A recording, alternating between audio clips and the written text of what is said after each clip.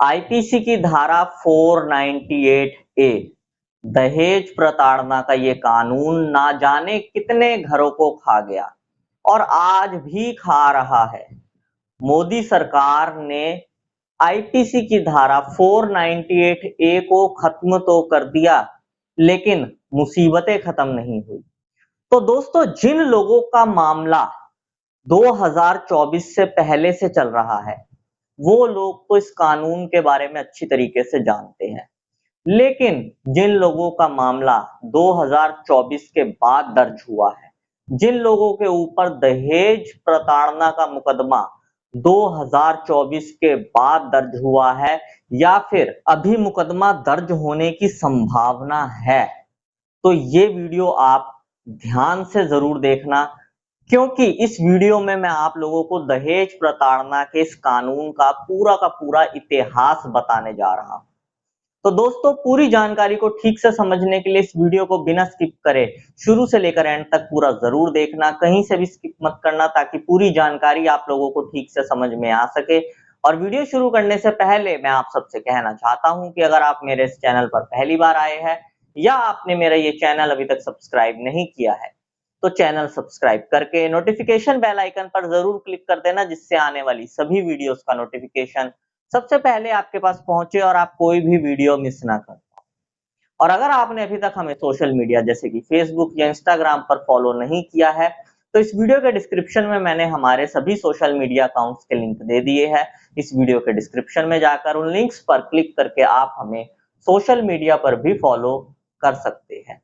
और अगर आपका भी कोई मैट्रिमोनियल केस चल रहा है और उस केस में आप पर्सनली मुझसे कॉल पर बात करके लीगल एडवाइस चाहते हैं, तो स्क्रीन पर दिए गए नंबर पर आप मुझे व्हाट्सएप करके हमारी मेंबरशिप ज्वाइन कर सकते हैं, और मेंबरशिप ज्वाइन करने के बाद आप डायरेक्ट कॉल पर मुझसे बात कर सकते हैं।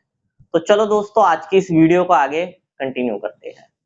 दोस्तों, एक समय ऐसा था जब महिलाओं के साथ दहेज प्रताड़ना बहुत ज्यादा होती, दहेज को लेकर महिलाओं को प्रताड़ित किया जाता था, अलग अलग तरीके के अत्याचार उनके ऊपर किए जाते थे। और उस समय की जरूरत थी कि इन्हीं सब चीजों को देखते हुए एक कानून लाया जाए। आईपीसी में एक धारा ऐड हुई 498 ए, जिसकी डेफिनेशन ये थी कि अगर कोई भी पुरुष या फिर उसके परिवार वाले घर की बहू को परेशान करते हैं, दहेज के लिए प्रताड़ित करते हैं, तो इस कानून के अंतर्गत उन्हें 3 साल से 5 साल तक की सजा होगी। अब जैसे जैसे समय आगे बीता, इस कानून का बहुत ज्यादा दुरुपयोग होना शुरू हो गया। महिलाओं ने देखा कि भाई हमारे पास तो एक हथियार आ गया है, क्योंकि उस समय ये कानून इतना ज्यादा खतरनाक था कि अगर कोई महिला अपने पति या पति के परिवार के किसी भी सदस्य का नाम केस में लिखवा दे, तो उसकी तुरंत गिरफ्तारी हो जाती थी। इतना ही नहीं, ये कानून इतना ज्यादा खतरनाक था कि अगर कोई महिला अपने पति के किसी ऐसे रिश्तेदार का नाम भी केस में लिखवा दे जो दूर की किसी स्टेट में या किसी और शहर में रहता है, तो उसकी भी गिरफ्तारी पक्की होती थी।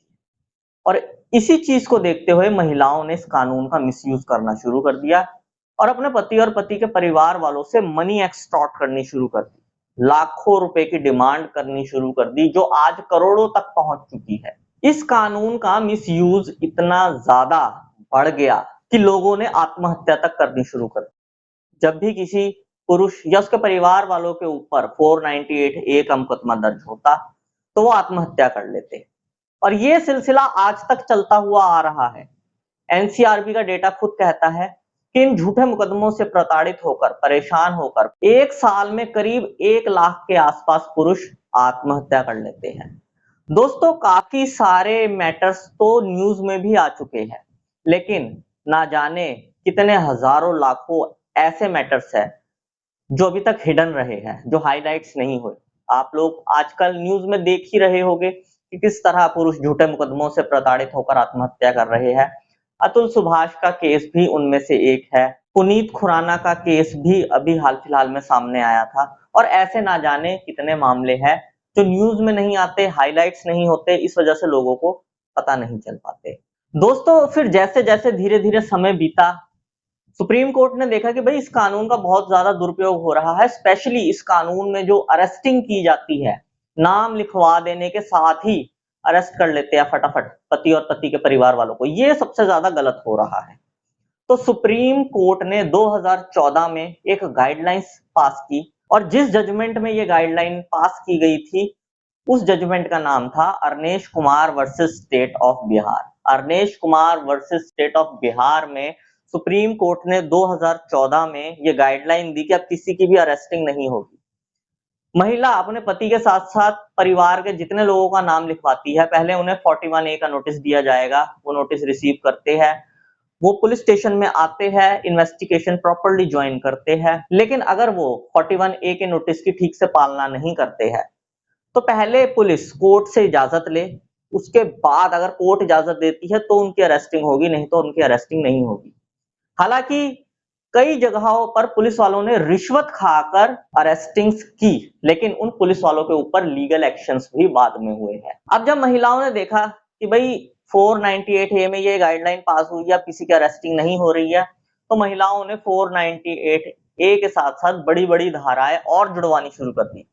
उन्होंने उसमें और नए नए इल्जाम लगाने शुरू कर दिए, जैसे मेरे देवर ने मेरा रेप करा या मेरे ससुर ने मेरा रेप करा, ताकि परिवार के लोगों की अरेस्टिंग हो सके और उनके ऊपर ज्यादा से ज्यादा प्रेशर बना के ज्यादा से ज्यादा मनी एक्सटॉर्ट की जा सके। कुछ समय के बाद 2019 में ये खबर आई कि मोदी सरकार पूरा का पूरा क्रिमिनल लॉ चेंज करने जा रही है, यानी कि आईपीसी, सीआरपीसी और इंडियन एविडेंस एक्ट तीनों को खत्म करने जा रही है और नया कानून आएगा। ये बात मैंने आप लोगों को 2019 में ही बता दी थी, लेकिन बहुत सारे लोगों ने मेरी इस बात पर विश्वास नहीं किया था। लेकिन 2024 में वो समय आया जब मेरी 2019 में बताई हुई बात सच साबित हुई। कानून चेंज हो गया। आईपीसी की जगह आ गई बीएनएस, सीआरपीसी की जगह आ गई बीएनडबलएस और इंडियन एविडेंस एक्ट की जगह आ गया भारतीय साक्ष्य अधिनियम। आईपीसी खत्म, यानी कि आईपीसी की धारा 498A भी खत्म। लेकिन जो आईपीसी की जगह बीएनएस मोदी सरकार ने लागू करी, उसमें एक धारा थी 85 और आईपीसी की धारा 498A, इन दोनों की डेफिनेशन बिल्कुल सेम टू सेम थी। उसके बाद सुप्रीम कोर्ट का एक जजमेंट आता है जिसमें सुप्रीम कोर्ट ये क्लियर कहती है सेंट्रल गवर्नमेंट को कि ये जो आपने आईपीसी की धारा खत्म करके इसकी जगह बीएनएस 85 बनाई है, इसकी डेफिनेशन बिल्कुल सेम है। इसका बहुत ज्यादा दुरुपयोग किया जा रहा है, ये कानून बहुत ज्यादा दुरुपयोग में चल रहा है, कृपया करके इसकी डेफिनेशन को बदलो। एक जजमेंट में सुप्रीम कोर्ट ने ये बात ministry of law and justice और मिनिस्ट्री ऑफ होम अफेयर्स को भी भेजी, लेकिन मोदी सरकार ने डेफिनेशन को चेंज नहीं करा, सिर्फ धारा का नंबर बदला। आईपीसी 498A बन गई बीएनएस 85। डेफिनेशन सेम की सेम, कोई भी फर्क नहीं। और यही कारण है कि आज के समय में भी इस कानून का बहुत ज्यादा दुरुपयोग हो रहा है। सुप्रीम कोर्ट ने बार बार ये बात बोली है कि इस कानून का बहुत ज्यादा दुरुपयोग हो रहा है, महिलाएं इस कानून का हथियार के रूप में इस्तेमाल कर रही है। बहुत सारी अलग अलग हाई कोर्ट्स भी ये बात बार बार बोल चुकी है कि इस कानून का बहुत ज्यादा दुरुपयोग हो रहा है, महिलाएं इस कानून का हथियार के रूप में इस्तेमाल कर रही है। लेकिन हमारे देश की सरकार कुछ भी करने को राजी नहीं हो रही, सिर्फ धारा का नंबर बदलकर आम जनता का मूर्ख बनाया और आम जनता की आंखों में धूल झोंकी। आम जनता को कहा कि हमने 498A को खत्म कर दिया है, लेकिन ये नहीं बताया उसकी जगह हम लेके आए हैं बीएनएस 85 और बीएनएस 85 की डेफिनेशन वही है जो आईपीसी की धारा 498A की थी। बाकी दोस्तों, क्या आपके ऊपर भी दहेज प्रताड़ना का झूठा मुकदमा दर्ज हुआ है? अगर आपके ऊपर भी दहेज प्रताड़ना का झूठा मुकदमा दर्ज हुआ है तो इस वीडियो के कमेंट बॉक्स में जरूर लिखना वी वांट जस्टिस। बस यही जानकारी दोस्तों आज की इस वीडियो में मैं आप लोगों को देना चाहता था। उम्मीद करूंगा आपको ये जानकारी पसंद आई होगी। अगर आपको ये जानकारी पसंद आई हो तो इस वीडियो को लाइक जरूर कर देना। इस वीडियो को बाकी लोगों के साथ भी शेयर कर देना ताकि बाकी लोगों तक भी ये जानकारी पहुंच सके। और अगर आप लोगों का मेरे लिए कोई सजेशन हो तो कमेंट बॉक्स में जरूर लिखना। मैं मिलता हूं आपसे अगली वीडियो में। Thank you very much.